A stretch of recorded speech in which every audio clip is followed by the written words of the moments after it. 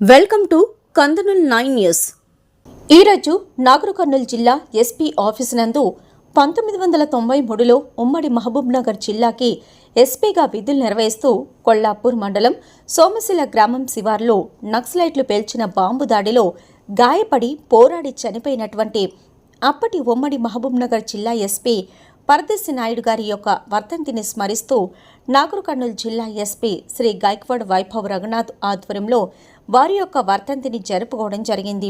పరదేశి Naidu IPS bomb దాడిలో గాయపడినప్పటికీ చాలా ధైర్యంగా పోరాడి మృత్యు ఒడిలోకి చేరుకున్నారని వారి యొక్క ధైర్యాన్ని నాగర్ కర్నూల్ జిల్లా పోలీస్ సిబ్బందికి జిల్లా ఏడీడీఎల్ ఎస్పీ సిహెచ్ రామేశ్వర్ గారు చెప్పడం జరిగింది.